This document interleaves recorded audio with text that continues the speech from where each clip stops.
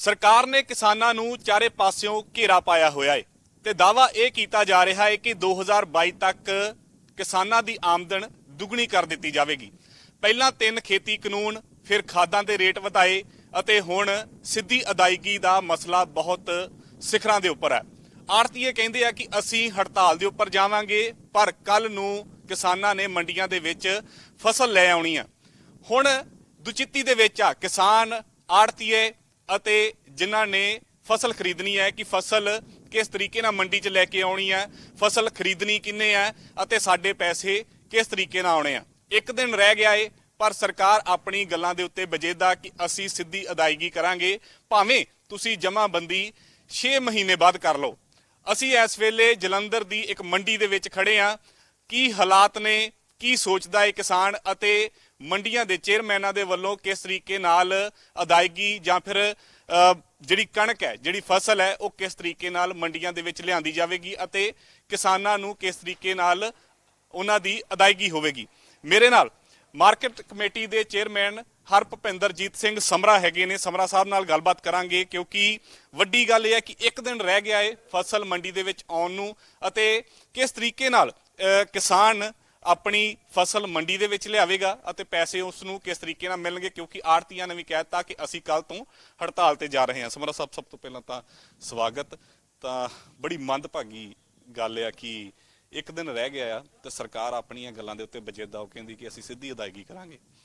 ਕਿਸਾਨ ਕੀ ਸੋਚ ਰਿਹਾ, ਕਿਉਂਕਿ ਤੁਸੀਂ ਵੀ ਕਿਸਾਨ ਹੋ, ਤਾਂ ਸੋਚ ਕੀ ਰਹੇ ਹੋ ਕਿ ਮਨ ਦੇ ਵਿੱਚ ਕਿ ਪੁੱਤਾਂ ਵਾਂਗੂ ਪਾਲੀ ਫਸਲ ਆ, ਉਹ ਹੁਣ ਕੱਲ ਕਿਵੇਂ ਵੇਚਣੀ? ਦੇਖੋ, ਕਿਸਾਨ ਦੁਨੀਆ ਦੇ ਵਿੱਚ ਜੇ ਨਾ ਹੋਵੇ ਤੇ ਭੋਜਨ ਪੈਦਾ ਨਹੀਂ ਹੋ ਸਕਦਾ। ਨਾ ਤਾਂ ਇਹ ਫੈਕਟਰੀ 'ਚ ਤਿਆਰ ਹੋ ਸਕਦੀ ਹੈ ਤੇ ਨਾ ਤਾਂ ਕੋਈ ਇਹੋ ਜਿਹਾ ਜਾਦੂ ਹੈ ਜਿਹੜਾ ਛੂਹ ਮੰਤਰ ਕਿਹਾ ਤੇ ਕਣਕ ਪੈਦਾ ਹੋ ਜਾਣੀ।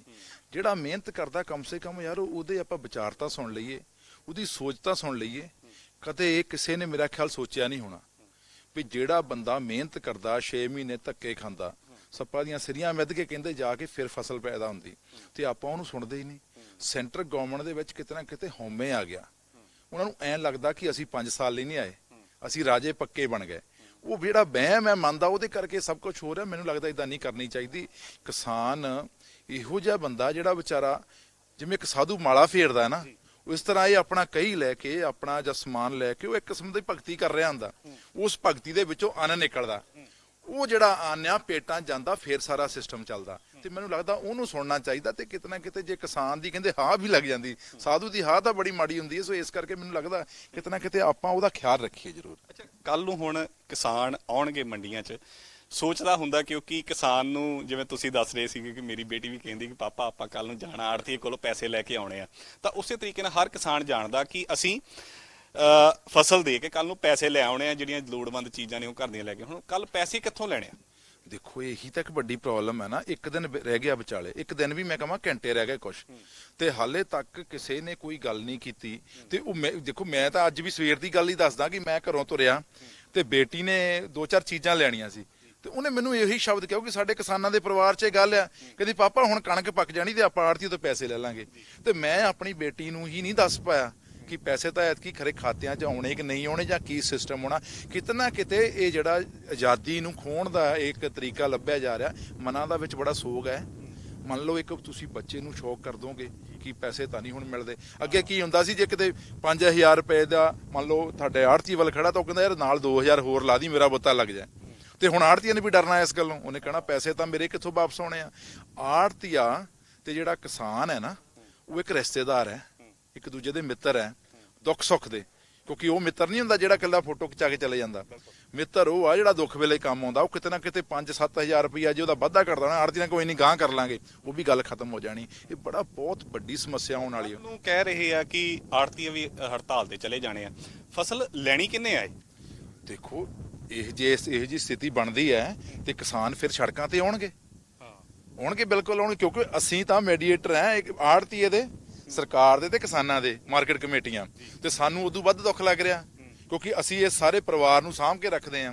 ਤੇ ਜਦੋਂ ਮੇਰੇ ਪਰਿਵਾਰ ਤੇ ਵਿਪਤਾ ਆਵੇਗੀ ਮੈਂ ਤਾਂ ਚੀਕਣਾ। ਤੇ ਮੈਂ ਤਾਂ ਹੁਣ ਵੀ ਰੌਲੀ ਪਾਉਣਾ ਕਿ ਸੈਂਟਰ ਗਵਰਨਮੈਂਟ ਨੂੰ ਹਾਲੇ ਹੀ ਬਦਲ ਜਾਣਾ ਚਾਹੀਦਾ। ਉਹਨੂੰ ਇਹ ਚਾਹੀਦਾ ਕਿ ਜੋ ਆੜਤੀਆਂ ਵਾਲਾ ਸਿਸਟਮ ਹੈ ਬੜਾ ਸਟਰੋਂਗ ਹੈ ਔਰ ਉਹਦੇ ਵਿੱਚ ਸਾਡੀ ਫਾਈਨੈਂਸ਼ਲੀ ਜਿਹੜੀ ਹਾਲਤ ਹੈ ਉਹ ਮਾੜਾ ਮੋਟਾ ਬੁੱਤਾ ਲੱਗੀ ਜਾ ਰਿਹਾ। ਕਿਉਂਕਿ ਜੇ ਤੁਸੀਂ ਆਰਥਿਕ ਤੌਰ ਤੇ ਲਾਉਨੇ ਹੋ ਨਾ ਤੇ ਅੱਜ ਤੱਕ ਫਸਲਾਂ ਦੇ ਪੂਰੇ ਫੇ ਮੁੱਲ ਦਿਓ ਮੁੱਲ ਤਾਂ ਅੱਜ ਤੱਕ ਮਿਲੇ ਨਹੀਂ। 1970 ਦੇ ਗੇੜ ਆਪਾਂ ਚੱਲੀਏ, 150 ਗੁਣਾ ਜਿਹੜਾ ਆ ਉਹ ਸਰਕਾਰੀ ਮੁਲਾਜ਼ਮ ਦੇ ਮੁਕਾਬਲੇ ਉਹਦਾ ਮਾਣ ਭੱਤੇ ਜਾਂ ਦੂਏ ਤੀਏ ਵਧੀਆ, ਤਨਖਾਹਾਂ ਵਧੀਆਂ, ਤੇ ਕਿਸਾਨ ਦਾ ਵਧਿਆ ਸਾਰਾ 27-28%। ਆਪਾਂ ਰੇਟਾਂ ਨਾਲ ਕੰਪੈਰੀਜ਼ਨ ਕਰ ਲਈ, ਉਹ ਤਾਂ ਪਹਿਲਾਂ ਡੁੱਬਣ ਡਿਆ, ਉਲਟਾ ਤੁਸੀਂ ਉਹਨੂੰ ਫਿਰ ਡੋਬਣ ਲਈ ਤਿਆਰ ਬੈਠੇ ਹੋ। ਇਸ ਕਰਕੇ ਮੈਂ ਤਾਂ ਤੁਹਾਡੇ ਜਰੀਏ ਕਹਾਂਗਾ ਕਿ ਜਿਹੜੇ ਚੰਗੇ ਪੱਤਰਕਾਰ ਹੋਣ, ਚੰਗੇ ਚੈਨਲ ਹੋਣ, ਉਹ ਲੋਕਾਂ ਦਾ ਦੁੱਖ ਸੁਣਦੇ ਆ। ਤੁਸੀਂ ਇਸ ਗੱਲ ਨੂੰ ਉਠਾਇਆ, ਤੁਸੀਂ ਜਦੋਂ ਆਵਾਜ਼ ਬਣ ਕੇ ਜਾਓਗੇ ਤਾਂ ਕਿਤੇ ਨਾ ਕਿਤੇ ਕਹਿੰਦੇ ਜੂੰ ਦੰਦੀਆਂ ਵੱਢੂਗੀ ਕੰਨਾਂ ਦੇ ਉੱਤੇ। ਤੁਸੀਂ ਮਿਹਨਤ ਕਰਦੇ ਹੋ ਯਾਰ, ਤੁਸੀਂ ਇੱਕ ਉਹ ਲੋਕ ਹੋ ਜਿਨ੍ਹਾਂ ਨੇ ਸੱਚੀ ਆਵਾਜ਼ ਲੈ ਕੇ ਜਾਣੀ ਆ। ਕਹਿੰਦੇ ਪੱਤਰਕਾਰ ਜਿਹੜਾ ਨਾ ਸਹੀ ਮੈਨਾਂ 'ਚ ਇੱਕ ਪਵਿੱਤਰ ਸਥਾਨ ਹੈ ਪੱਤਰਕਾਰਤਾ ਦਾ। ਜੇ ਕੈਮਰਾਮੈਨ ਚੰਗੇ ਸ਼ਾਟ ਲੈ ਲਿਆ ਨਾ, ਉਹ ਲੋਕਾਂ ਦੀ ਆਵਾਜ਼ ਪਹੁੰਚਾ ਦਿੰਦਾ। ਪੱਤਰਕਾਰ ਚੰਗੇ ਸਵਾਲ ਪੁੱਟ ਕਰਦੇ ਨਾ, ਉਹ ਇਕੱਲੇ ਮੈਨੂੰ ਨਹੀਂ ਕਰ ਰਿਹਾ ਹੁੰਦਾ ਜਾਂ ਕਿਸੇ ਹੋਰ ਨੂੰ ਨਹੀਂ ਕਰ ਰਿਹਾ ਹੁੰਦਾ, ਉਹ ਸਵਾਲ ਸਿੱਧੇ ਸਰਕਾਰ ਨੂੰ ਕਰ ਰਿਹਾ ਹੁੰਦਾ। ਇਸ ਕਰਕੇ ਹੁਣ ਇਹੀ ਆ ਸਵਰਾ ਸਾਹਿਬ ਕਿ ਮੈਂ ਤੁਹਾਨੂੰ ਬਾਰ-ਬਾਰ ਇਸ ਕਰਕੇ ਸਵਾਲ ਇਹ ਪੁੱਛ ਰਿਹਾ ਕਿਉਂਕਿ ਕਈਆਂ ਦੇ ਮਨ 'ਚ ਇਹ ਸਵਾਲ ਹੋਣਾ ਕਿ ਕੱਲ ਨੂੰ ਅਸੀਂ ਜਦੋਂ ਫਸਲ ਲੈ ਕੇ, ਮੰਨ ਲਓ ਤੁਹਾਡੀ ਮੰਡੀ 'ਚ ਕੱਲ ਨੂੰ ਕਿਸਾਨ ਆ ਗਿਆ ਆਪਣੀ ਟਰਾਲੀ ਭਰ ਕੇ ਫਸਲ ਲੈ ਕੇ, ਉਹ ਸਿੱਟ ਤਾਂ ਇੱਥੇ ਦਊਗਾ, ਖਰੀਦੂਗਾ ਕੌਣ ਤੇ ਪੈਸੇ ਕੌਣ ਦਊਗਾ? ਹੁਣ ਇਹ ਵੱਡਾ ਸਵਾਲ ਇਹ ਬਣਿਆ ਹੋਇਆ। ਖਰੀਦ ਲਈ ਸਾਰੇ ਪ੍ਰਬੰਧ ਮੁਕੰਮਲ ਨੇ। ਆੜਤੀਆ ਕਹਿੰਦਾ ਵੀ ਮੈਂ ਖਰੀਦ ਕੇ ਤਾਂ ਏਜੰਸੀ ਨੂੰ ਦੇ ਦਾਂਗੇ, ਏਜੰਸੀਆਂ ਤਿਆਰ ਨੇ। ਸਮੱਸਿਆ ਪੈਸਿਆਂ ਦੀ ਆ ਰਹੀ ਹੈ ਨਾ। ਹੁਣ ਮੇਰੀ ਚੀਜ਼ ਵੇਚੀ ਕਿਸ ਕੰਮ ਆਊਗੀ ਜੇ ਮੈਨੂੰ ਪੈਸੇ ਨਾ ਮਿਲੇ ਜਾਂ ਟਾਈਮ ਤੇ ਨਾ ਮਿਲੇ? ਇਹ ਵੀ ਇੱਕ ਗੱਲ ਆ। ਮੈਂ ਕਹਿੰਦਾ ਕਿ 100% ਚਲੋ ਪੇਮੈਂਟ ਕਹਿੰਦੇ ਦੇ ਦੇਣੀ ਆ, ਜੇ ਟਾਈਮ ਤੇ ਨਾ ਮਿਲੇ। ਹੁਣ ਤਾਂ ਅਸੀਂ ਤਾਂ ਆੜਤੀਆਂ ਨੂੰ ਢੇਰੀ ਤੇ, ਜਦੋਂ ਜ਼ਿਮੀਦਾਰ ਹੈ ਨਾ, ਮੈਂ ਖੁਦ ਐਂ ਹੀ ਕਰਦਾ, ਢੇਰੀ ਜਦੋਂ ਆਉਂਦੀ ਹੈ ਨਾ ਸਾਡੀ ਫਸਲ ਦੀ ਢੇਰੀ ਆਉਂਦੀ ਤੇ ਸਾਰੇ ਅਸੀਂ ਉਸ ਵੇਲੇ ਆੜਤੀ ਨੂੰ ਕਹਿ ਦਈਦਾ ਨਾਲ ਹੀ, ਆੜਤੀਆ ਸਾਹਿਬ ਸ਼ਾਮ ਨੂੰ 5-7 ਹਜ਼ਾਰ ਤਿਆਰ ਰੱਖੀ, ਮੈਂ ਘਰੇ ਲੈ ਕੇ ਆਣਾ, ਬੱਚੇ ਖੁਸ਼ ਹੋਣਗੇ। ਕਿਤੇ ਨਾ ਕਿਤੇ ਯਾਰ ਸਾਡੀਆਂ ਖੁਸ਼ੀਆਂ ਖੋਈਆਂ ਜਾ ਰਹੀਆਂ। ਮੈਨੂੰ ਤਾਂ ਐਂ ਲੱਗਦਾ ਇਹ ਕੰਮ ਤਾਂ ਅੰਗਰੇਜ਼ ਵੀ ਨਹੀਂ ਕਰਦੇ ਜਿਹੜੇ ਕਾਲੇ ਅੰਗਰੇਜ਼ ਕਰਨ ਲੱਗ ਪਏ ਆ। ਹੁਣ ਤਾਂ ਐ ਨਹੀਂ ਲੱਗਦਾ ਕਿ ਮੈਂ ਬੈਠਾ ਇੱਕ ਦਿਨ ਸੋਚਦਾ ਸੀਗਾ ਕਿ ਬੀਜੇਪੀ ਵਰਸਸ ਪੰਜਾਬ ਹੋ ਗਈ, ਕਿ ਪੰਜਾਬ ਨੂੰ ਖੁੱਡੇ ਲੈਣ ਲਾਉਣ ਦੀ ਕੋਸ਼ਿਸ਼, ਕਿਉਂਕਿ ਇਹ ਜਿਹੜੇ ਖੇਤੀ ਕਾਨੂੰਨ ਸੀਗੇ ਜੇ ਸਮਝਿਆ ਜਾਵੇ ਤਾਂ ਉਹ ਇਹੀ ਕੁਝ ਸੀਗਾ, ਤੇ ਜੇ ਉਹ ਸਿੱਧਾ ਕੰਨ ਨਹੀਂ ਨੇ ਤਾਂ ਪੁੱਟਾ ਕੰਨ ਫੜਾਉਂਦੇ। ਹੁਣ ਦੇਖੋ ਅਸਲ ਵਿੱਚ ਮੈਂ ਕਿਸੇ ਪਾਰਟੀ ਨੂੰ ਕਦੇ ਮਾੜਾ ਨਹੀਂ ਕਹਿੰਦਾ ਹੁੰਦਾ। ਡਿਪੈਂਡ ਕਰਦਾ ਉਸ ਪਾਰਟੀ ਤੇ ਕਬਜ਼ਾ ਕਿਹਨਾਂ ਲੋਕਾਂ ਦਾ, ਕਿਹੜੀ ਸੋਚ ਦਾ ਕਬਜ਼ਾ ਹੈ। ਕਦੇ ਪੰਜਾਬ ਮਾੜਾ ਹੋਇਆ ਜਾਂ ਹਿੰਦੁਸਤਾਨ ਇੰਡੀਆ ਮਾੜਾ ਹੋਇਆ, ਕਿਹੜਾ ਉਹ ਬੰਦਾ ਕਿਹੋ ਜਿਹਾ ਬਹਿ ਗਿਆ। ਹੁਣ ਜੇ ਇਹ ਮਾਈਕ ਅੱਜ ਤੁਹਾਡੇ ਹੱਥ 'ਚ ਹੈ, ਚੰਗੀ ਸੋਚ ਦੇ ਸਵਾਲ ਕਰ ਰਹੇ ਹੋ, ਜੇ ਕਿਸੇ ਗਲਤ ਬੰਦੇ ਨੂੰ ਇਹ ਮਾਈਕ ਦੇ ਦਾਂਗੇ ਉਲਟਾ ਚੱਲੂ। ਇਹ ਸੋਚ ਤੇ ਆ, ਕਿਉਂਕਿ ਚੰਗੇ ਸੋਚ ਵਾਲੇ ਬੰਦਿਆਂ ਨੂੰ ਮੂਹਰੇ ਆਉਣਾ ਚਾਹੀਦਾ। ਨਹੀਂ ਤਾਂ ਪੰਜਾਬ ਇਹੋ ਜਿਹੀ ਸਟੇਟ ਆ, ਇਹਨਾਂ ਨੇ ਥੱਕਣਾ ਟੁੱਟਣਾ ਤਾਂ ਹੈ ਹੀ ਨਹੀਂ। ਇਹਨਾਂ ਦਾ ਤਾਂ ਇੱਕ ਸੁਭਾਅ ਬਣ ਚੁੱਕਾ ਬਈ ਅਸੀਂ ਤਾਂ ਲੜਨਾ। ਕਹਿੰਦੇ ਜਿਹੜਾ ਪੰਜਾਬ ਦਾ ਜੰਮਿਆ ਨਾ, ਉਹ ਨਾ ਤਾਂ ਥੱਕਦਾ ਤੇ ਨਾ ਉਹ ਡਰਦਾ ਆ।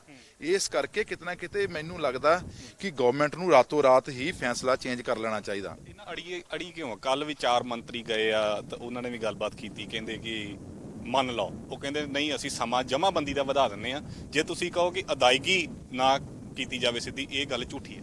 ਅਸਲ ਵਿੱਚ ਜਿੰਨਾ ਚਿਰ ਆੜਤੀਏ ਵਿਚਾਲੇ ਬੈਠੇ ਨੇ ਨਾ ਕਿਸਾਨਾਂ ਦੇ ਕੋਲ, ਉਹਨਾਂ ਚਿਰ ਕਿਸਾਨ ਟੁੱਟੂਗਾ ਨਹੀਂ। ਇਹਨਾਂ ਨੂੰ ਹੁਣ ਐ ਲੱਗਣ ਲੱਗ ਪਿਆ ਕਿ ਇੱਕ ਪੈਂਤਰਾ ਵੀ ਵਰਤ ਕੇ ਦੇਖ ਲੈਂਦੇ ਆ ਕਿ ਆਪਾਂ ਆੜਤੀਆ ਹੀ ਹੌਲੀ ਹੌਲੀ ਖਤਮ ਕਰ ਦਈਏ, ਕਿਸਾਨ ਜਾਊਗਾ ਕਿੱਥੇ? ਫਿਰ ਉਹ ਇਸ ਤਰ੍ਹਾਂ ਹੋਇਆ ਕਰੂਗੀ, ਉਹ ਕਿਸੇ ਬਾਹਰਲੇ ਪਾਸੇ ਲਾਈਨ 'ਚ ਲੱਗਿਆ ਹੋਇਆ ਕਰੂਗਾ, 4 ਦਿਨ ਪਹਿਲਾਂ ਤਾਂ ਕਣਕ ਲੈ ਕੇ ਬਾਹਰ ਬੈਠਾ ਰਿਹਾ ਕਰੂ। ਫਿਰ ਉਹਨੂੰ ਕਹਿਣਗੇ ਭਾਈ ਤੇਰੀ ਕਣਕ ਨਹੀਂ ਚੰਗੀ, ਤੇਰੀ ਕੁਆਲਿਟੀ ਨਹੀਂ ਚੰਗੀ, ਤੇ ਤੈਨੂੰ ਅਸੀਂ ਦੇਣਾ 800-900 ਹਜ਼ਾਰ ਰੁਪਈਆ। ਜੋ ਬਿਹਾਰ 'ਚ ਹੋ ਰਿਹਾ, 1100 ਨੂੰ ਕਣਕ ਵਿਕ ਰਹੀ, 1000 ਨੂੰ ਵਿਕ ਰਹੀ ਉੱਥੇ, ਤੇ ਉੱਥੇ ਕੋਈ ਪੁੱਛਣ ਵਾਲਾ ਨਹੀਂ। ਔਰ ਮੈਂ ਤਾਂ ਹੈਰਾਨ ਆ ਕਿ 2006 ਦੇ ਵਿੱਚ ਉੱਥੇ ਇਹ ਸਿਸਟਮ ਚੱਲ ਰਿਹਾ, ਕੋਈ ਉੱਠਿਆ ਕਿਉਂ ਨਹੀਂ? ਕਿਉਂਕਿ ਸਾਡੇ ਵਾਲੇ ਤਾਂ ਉੱਠਣਗੇ, ਕਿਉਂਕਿ ਸਾਡਾ ਬਲੱਡ ਜਿਹੜਾ ਕਦੇ ਵੀ ਉਹ ਗਲਤ ਨਹੀਂ ਬਰਦਾਸ਼ਤ ਕਰ ਸਕਦਾ। ਇਸ ਕਰਕੇ ਇਹਨਾਂ ਨੂੰ ਰਾਤੋਂ ਰਾਤ ਬਦਲ ਜਾਣਾ ਚਾਹੀਦਾ। ਜੇ ਨਹੀਂ ਬਦਲਦੇ ਇਹ ਨੁਕਸਾਨ ਆਮ ਲੋਕਾਂ ਦਾ ਹੋਣਾ। ਇੱਕ ਗੱਲ ਮੈਂ ਹੋਰ ਕੌੜਾ ਸੱਚ ਕਹਿ ਦਿਆਂ, ਕਿਉਂਕਿ ਕਈ ਬੰਦੇ ਕਹਿੰਦੇ ਯਾਰ ਐ ਨਾ ਬੋਲਿਆ ਕਰ, ਤੇ ਕਿਤੇ ਨਾ ਕਿਤੇ ਇਹ ਸਾਡੇ ਆਤਮ ਹੱਤਿਆ ਦਾ ਸਿਸਟਮ ਹੋਰ ਵੱਧ ਸਕਦਾ। ਖਰਚ ਨਹੀਂ ਭਾਜੀ ਪੂਰੇ ਹੋਣੇ, ਬੱਚਿਆਂ ਦੀਆਂ ਫੀਸਾਂ ਨਹੀਂ ਨਿਕਲ ਰਹੀਆਂ, ਮਾਂ ਪਿਓ ਦੀ ਦਵਾਈ ਨਹੀਂ ਨਿਕਲ ਰਹੀ। ਜਿਹੜੀ ਸਿੱਧੀ ਅਦਾਇਗੀ ਹੈ ਉਹਦੇ ਵਿੱਚ ਤਾਂ 100 ਕੁੰਡੀਆਂ ਹੋ ਜਾਣਗੀਆਂ ਕਿ ਤੁਹਾਡੀ ਫਸਲ ਨਹੀਂ ਚੰਗੀ ਆਈ, ਤੁਹਾਡੀ ਫਸਲ ਜਿਹੜੀ ਆ ਉਹ ਇੰਨੀ ਰੇਟ ਨਹੀਂਗਾ। ਕੋਈ ਜਿਵੇਂ GST ਦੇ ਪੈਸਾ ਰੋਕਿਆ, ਜੇ ਐਰਕੀ ਫਸਲ ਦੇ ਵੀ ਪੈਸੇ ਰੁਕ ਸਕਦੇ, ਸਾਲ ਪਿਛਾਂਹ ਪੈ ਸਕਦਾ, ਤਾਂ ਉਹ ਤਾਂ ਬਹੁਤ ਜ਼ਿਆਦਾ ਮੰਦਾ ਹਾਲ ਹੋ ਜਾਊਗਾ। ਉਹਨਾਂ ਦਾ ਤਾਂ ਸਿਸਟਮ ਇਹ ਹੈ ਨਾ, ਉਹ ਕਹਿੰਦੇ ਸਟੇਟ ਨੂੰ ਖਤਮ ਕਰਨ ਦਾ ਤਰੀਕਾ ਲੱਭ ਲਿਆ। ਉਹ ਕਹਿੰਦੇ ਹੌਲੀ ਹੌਲੀ ਆ ਜਿਹੜਾ APMC ਦਾ ਸਿਸਟਮ ਖਤਮ ਕਰ ਦਿਓ ਮੰਡੀਆਂ ਵਾਲਾ, ਉਦੋਂ ਬਾਅਦ RDF ਖਤਮ ਹੋ ਜਾਣਾ। ਜਦੋਂ RDF ਖਤਮ ਨਹੀਂ ਹੋਣਾ, ਇੱਕ ਨੈਸ਼ਨਲ ਹਾਈਵੇ ਬਣਿਆ ਹੋਇਆ ਕਰੂ, ਮੇਨ ਰੋਡਾਂ ਬਾਕੀ ਟੁੱਟੀਆਂ ਹੋਣਗੀਆਂ, ਕਵਾੜ ਦੀ ਤਰ੍ਹਾਂ ਜ਼ਿੰਦਗੀ ਜਿਓਗੇ। ਕਿਉਂਕਿ ਇਹਦੇ ਨਾਲ ਤਾਂ ਬਹੁਤ ਚੀਜ਼ਾਂ ਜੁੜੀਆਂ ਨੇ ਨਾ, ਸੜਕਾਂ, ਪਿੰਡਾਂ ਦਾ ਵਿਕਾਸ ਜੁੜਿਆ ਹੋਇਆ। ਉਹ ਤੁਸੀਂ ਇੱਕ ਕੁਆਂਟਲ ਮਗਰ ਲਗਭਗ 118 ਰੁਪਏ ਕੁਝ ਪੈਸੇ ਫੀਸ ਆਉਂਦੀ ਆ। ਉਸ ਫੀਸ ਦੇ ਨਾਲ ਸਾਰਾ ਸਿਸਟਮ ਜਿਹੜਾ ਖੜਾ ਹੈ ਚੱਲਦਾ, ਸੜਕਾਂ ਉਹਨਾਂ ਬਣਦੀਆਂ। ਰੂਰਲ ਡਿਵੈਲਪਮੈਂਟ ਫੰਡ ਟੋਟਲੀ ਜਿਹੜਾ ਨਾ ਉਹ ਇਧਰੋਂ ਨਿਕਲ ਕੇ ਆਉਂਦਾ, ਤੇ ਅਸੀਂ ਉਹ ਵੀ ਉਹਨਾਂ ਨੇ ਉਹ ਚਾਹੁੰਦੇ ਇਹ ਵੀ ਖਤਮ ਕਰ ਦਈਏ, ਕਿਉਂਕਿ ਕਿਤੇ ਨਾ ਕਿਤੇ ਤੁਹਾਡੀ ਠਾਠ-ਬਾਠ ਬਰਦਾਸ਼ਤ ਨਹੀਂ ਹੁੰਦੀ ਉਹ ਜਿਹੜੇ ਸੈਂਟਰ 'ਚ ਬੈਠੇ ਰਾਜੇ ਆ। ਫਸਲ ਜਦੋਂ ਮੰਡੀ ਦੇ ਵਿੱਚ ਆਉਂਦੀ ਆ ਤਾਂ ਪਰਿਵਾਰ ਦੇ ਚਾਹ ਹੁੰਦੇ ਆ, ਬੱਚਿਆਂ ਦੇ ਚਾਹ ਹੁੰਦੇ ਆ ਕਿ ਅੱਜ ਪਾਪਾ ਸਾਡਾ ਪੈਸੇ ਲੈ ਕੇ ਆਊਗਾ ਤੇ ਚੀਜ਼ਾਂ ਲਵਾਂਗੇ। ਪਰ ਹੁਣ ਸਰਕਾਰ ਕਿਸ ਤਰੀਕੇ ਨਾਲ ਪੈਸੇ ਦੇਵੇਗੀ, ਆਉਣਗੇ ਜਾਂ ਨਹੀਂ ਆਉਣਗੇ, ਇਹ ਇੱਕ ਵੱਡਾ ਸਵਾਲ ਹੈ, ਕਿਉਂਕਿ ਕੱਲ ਨੂੰ ਸਰਕਾਰੀ ਖਰੀਦ ਫਸਲ ਦੀ ਹੋਣੀ ਹੈ। ਕੈਮਰਾਮੈਨ ਮਨੀਸ਼ ਦੇ ਨਾਲ ਮਨਦੀਪ ਸਿੰਘ, ਜਲੰਧਰ।